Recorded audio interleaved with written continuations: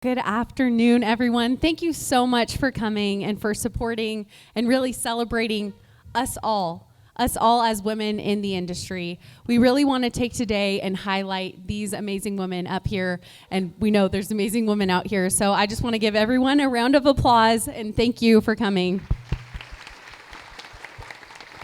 As we begin, I want to introduce our panelists up here today, and I'm going to let each of these ladies tell us who they are, who they're with, how long they've been there, and what's their current role in the industry. So if you want to begin. All right. I'm Ann Barnett. I am the CEO of the Nevada Contractors Association, and I've been with the NCA since 2016. I'm Jennifer Nance. I'm an MEP superintendent with McCarthy Building Companies. I've been with McCarthy about 5 years and about 17 years in the industry. My name is Cassie Smith. I'm a project manager for the Penta Building Group, and I have been in the industry for 16 years. Good afternoon. My name is Connie Johnson. I'm with the Las Vegas Valley Water District. I've been with the Water District about 5 years, but I've been in the industry for 31 years, and my background is safety.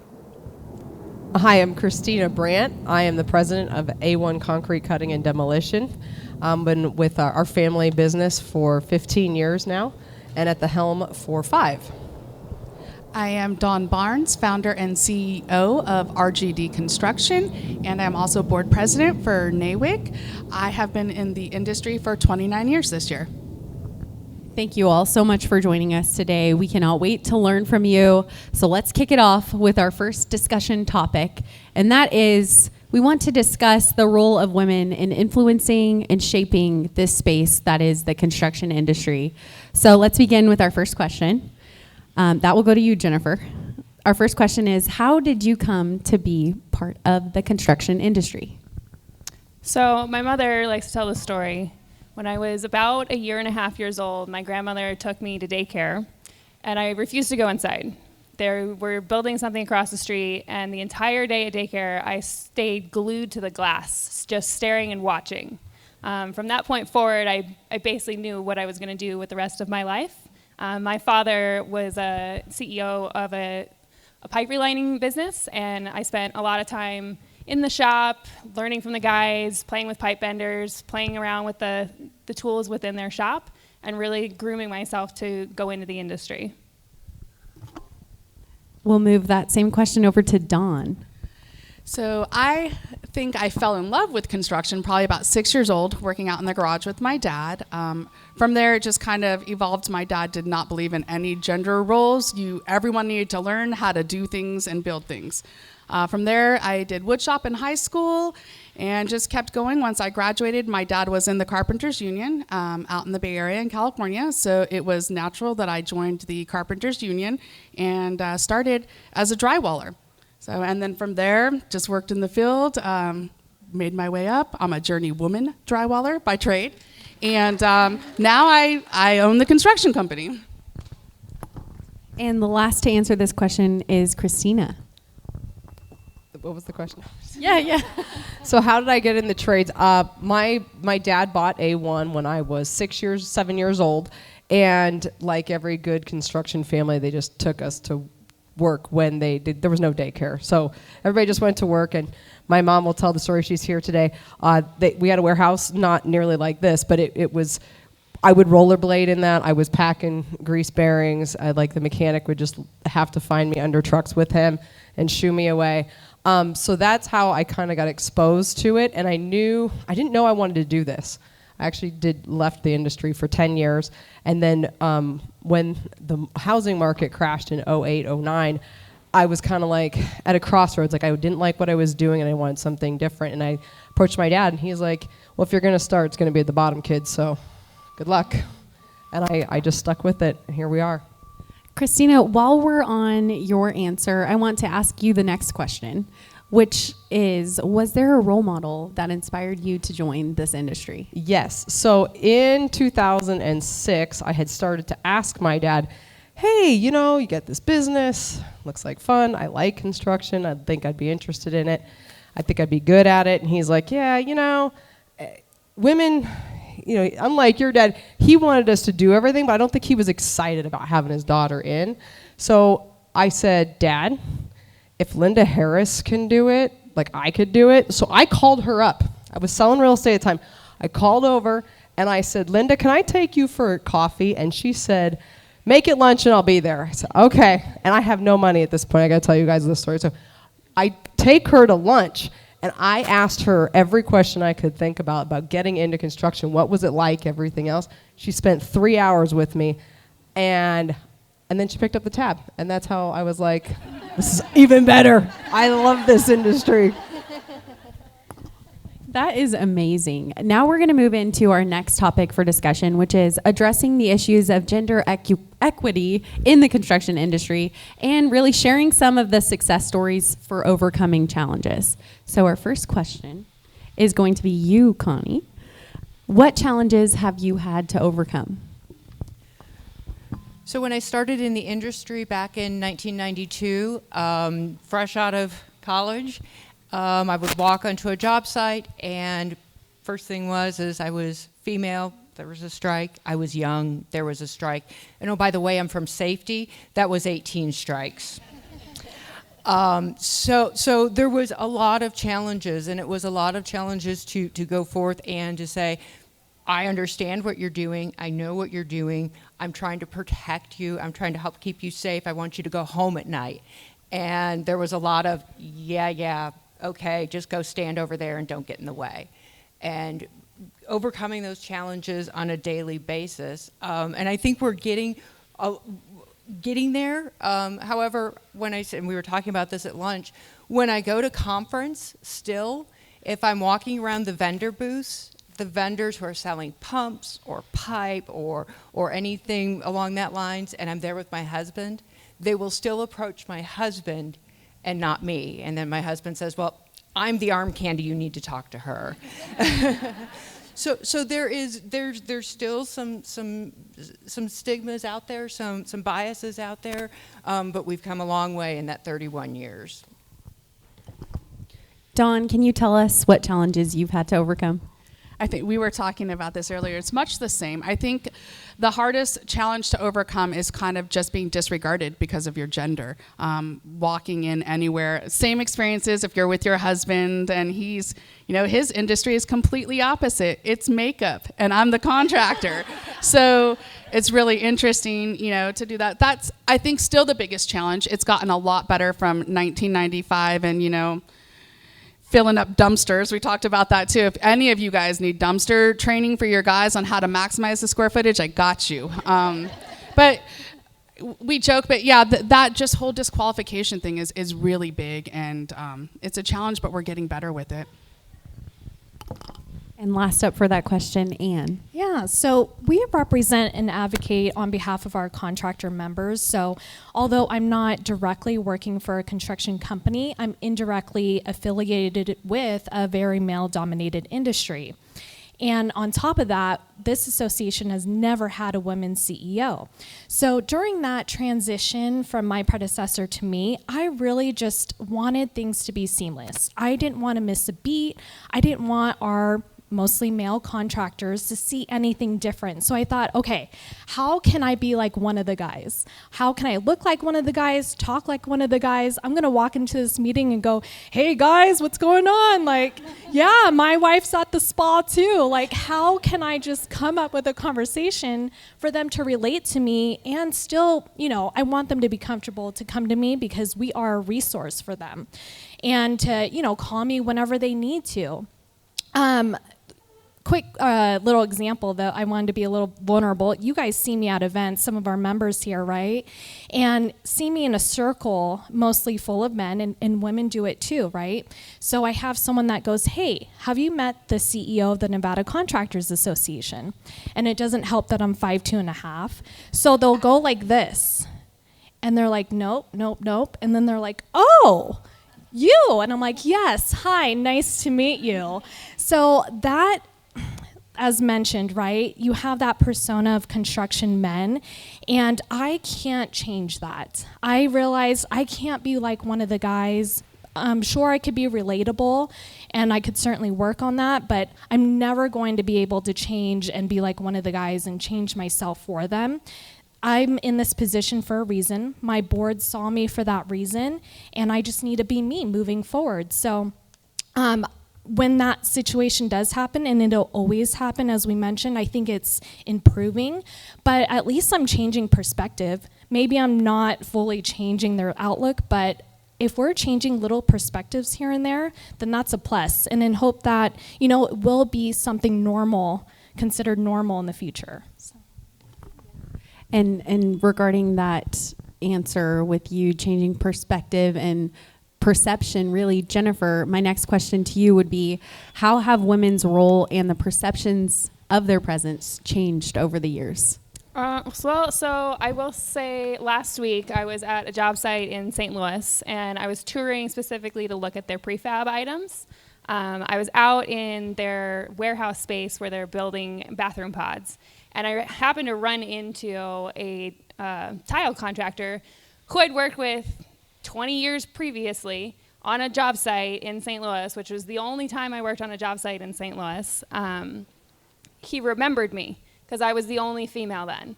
Now, while I was touring that job site, on every single floor, on every single crew, there was a female. There was females in the man hoist, there were females up laying pipe, there was female electricians. Every single position, there was a female integrated into that project team. That project does female lunches once a month, and they encourage the women to speak up. It's a huge change from where we started when I was the only one. It's amazing to see more and more and more of us. That is amazing. Connie, have you seen how perceptions have changed over the years? I have. I spent some time in heavy chemical industry, so producing very hazardous chemicals. And at one point in time, I was the only female in the whole plant. And that really has changed over the years. And now talking with one of the ladies who started when I was there is now the plant manager, and they have folks who are actually in the engineering department and operators, forklift operators, and really has grown and is much more, at least evenly matched, like you said, 46%. All right, into our next question, Cassie. What are some of the positive changes you've noticed in the industry by including more women in the workforce? I think that women bring a much needed balance to the industry and into the male-dominated environment. I think that, you know, on all of my jobs since I started full-time with Penta, I've had at least one other woman or multiple women on my site, and I think it's just a much nicer dynamic, and I think the women definitely kind of ground the men a lot more, and although they may not realize it, I think we prioritize a more positive and enjoyable work environment, and everyone benefits from that. Anne, can you share your answer? Yeah, I think I've seen more perspectives because we bring different experiences. So naturally, more perspectives, more insight, enhanced collaboration, I think has been such a positive impact on bringing more women into the industry. I'm certainly seeing that. In addition to that, I think intentionally or even unintentionally, us being in these positions, whether you're leaders of your companies, whether you're playing certain roles out in the trades and all that, that actually influences our workforce in wanting to, join construction. They can relate to that. So I think that that's been positive in seeing that growth from our workforce. Connie, what's your answer? So the positive things that I've seen with having women in the construction workforce, as far as oh boy, read that question again. Yeah, what are some of the positive changes that you've noticed in the industry by including more women in the workforce? So by having more women, I think one of the most positive changes I've seen, and it was at a company here in Vegas, we had the first female forklift driver and at that particular plant, and all of a sudden the guys were not going to let her outdo them. And so they were kicking it up a notch, and she'd kick it up a notch, and then they'd kick it up another notch, and it became quite a competition. But it was very positive to see everyone really trying to work together and really bringing all of that positivity. That happens on our crew too. And Dawn, we'll finish off that question with your answer. Okay, I think my opinion is a little different. I think I took the question a little different, but my perspective of women just in our industry in general, they're way better at project management. The pre-con teams I have that are women are so detailed and amazing. I really, really enjoy project managers that are females because they are, like the mayor said, amazing at multitasking, and I feel like that's a very special skill to have. Mostly what I've seen like changing by adding more women into the workforce, honestly, at least in my industry, and I think we talked about this, I was telling a few people about this, is this whole like sisterhood and camaraderie of being a woman's woman. And I was telling someone that like my 13-year-old has to check me all the time because I am still learning and growing, and we've all worked so hard to I guess be in competition with one another. We forgot how amazing and badass we are, and that we just need to really, really learn and practice every day on being women's, and that's what I've seen in the industry with everyone coming together. Next topic is discussing the initiatives and programs led by women to mentor and educate the next generation of women entering into the construction industry. And the question we have for Jennifer will be, are you a part of any of those initiatives and programs to guide and mentor the next generation of women in construction? Yes, Alexandra, I am. I actually sit on 2 of our committees internal to McCarthy, one of which is called our Partnership for Women Committee. That committee spends an enormous amount of time allowing our women to participate beyond their day-to-day activities. We spend a lot of time networking with upper management, our regional leadership team, our executive leadership team, and then at a national corporate level. Last year I rubbed elbows with our CEO at a concert. We spend a lot of time trying to make sure that our female partners get the exposure that they deserve. On top of that, that committee spends an enormous amount of time doing outreach to communities, the school system. We go and recruit people, as well as we do a lot of like donating time. We spend time, this last event that we had, we collected clothes for Working Wardrobes, which is a community service in California that does a lot of rehabilitation and getting women back into the workforce, and they do the same thing with veterans. So we spend an enormous amount of time recruiting that way. Additionally, I'm on our superintendent peer group committee, which I get up and I speak in front of all of our superintendents on a very regular basis, and it gets them very comfortable seeing women in this position. Cassie, are you a part of any of those initiatives yourself? I am as well. So I am a part of the ACE Mentor Program of America. I help lead the Southern Nevada affiliate. And so locally, we meet with about anywhere from 80 to 100 students a week during the school year, and we have about 20 to 25 industry members. But I like to go further and kind of bring it home a little bit more than that, and really use that as an avenue to hire high school interns and college interns with Penta as well. And I've just found in recent years the female high school students are more sure of what they want and so much more confident about what they want out of their life. And I even got to a point where I stopped doing the high school interviews because I thought I was being biased, because I always wanted to hire the females. So I mixed it up, I included some males, some females in the interview process, and it's still very much like the female high school students are just stand out, they say what they want, and they go after what they want. So it's exciting to see.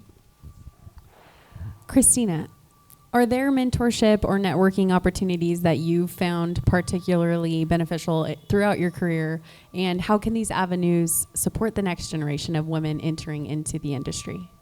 So 15 years ago, I don't think that there was as many as there are today. So you kind of had to have, and we were having this discussion at lunch, you had to look for those naturally organic mentorship relationships, and there wasn't a formal program for that. But what I did find was that women were rare. And so when you found one that was decent, like Linda Harris would just kind of pull me under her wing and be like, okay, so this is what the deal is.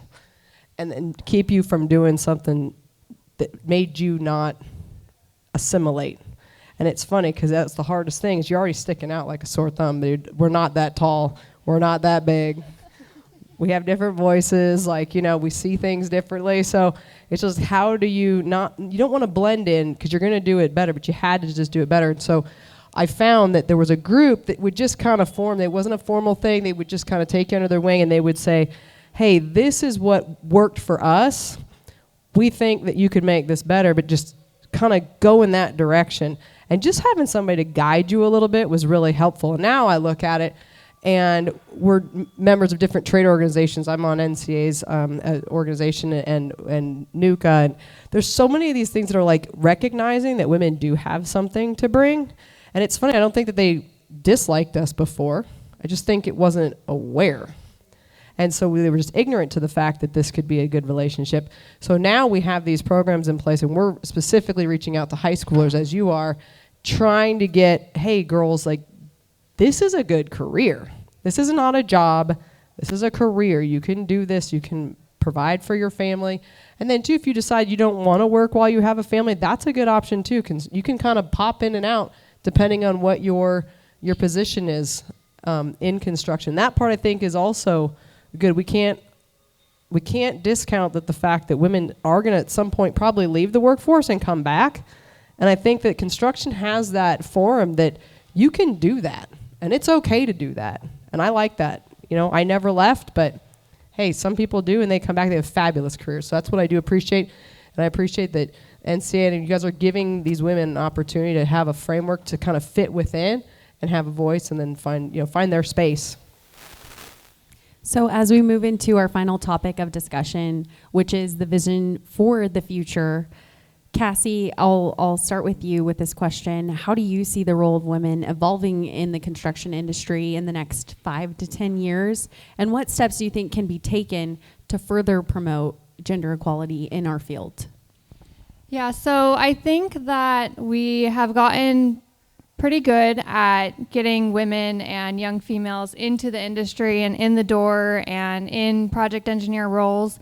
And I think that right now we're kind of at a point where we're still facing a barrier with when women start to have a family and they're going on maternity leave. They're not sure what that's going to look like. They're not sure what their goals are.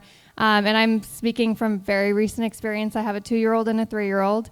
So, but I think when I went on maternity leave, I felt so supported by Penta that it was just, it was very much whatever works for you, whatever you need to do for you and your family, go ahead. And it made me so much more passionate about my career coming back after having my second kid, coming back from my second maternity leave.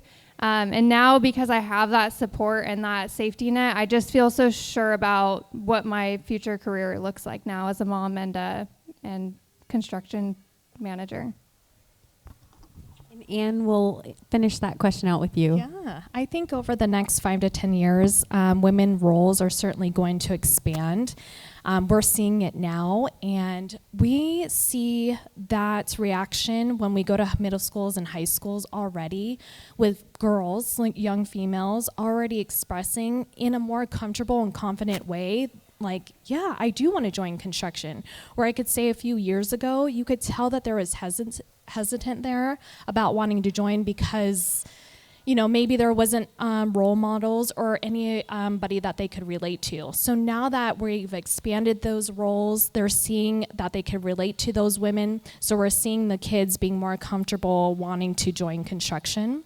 I think too, a little plug for NCA, but we're out there in middle schools and high schools, summer programs, colleges and such, and I think that we need to continue to offer those recruitment opportunities, mentorship opportunities, internships, externships, to give them that opportunity to see what it's like working alongside another woman in a construction field.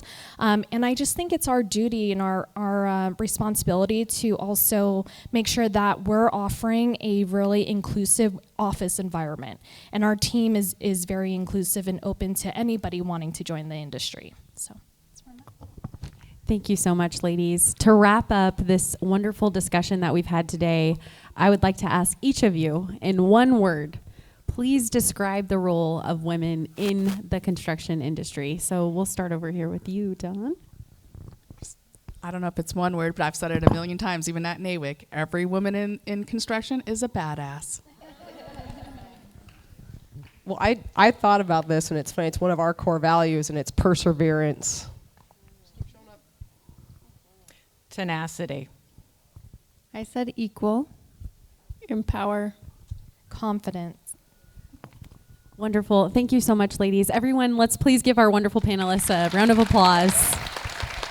I know I have personally learned so much from each of you individually, and we just thank you so much for your time today. We want to, again, thank you to all of our vendors who are continuing innovating new products, new gear directed towards women that we can really use and implement in the industry to help grow that collaborative environment and to support each other better. So thank you all very much for attending this wonderful Constructors of Change event. Fasteners is so honored to have you all here and participating, and we hope to see you at the next one. Thank you.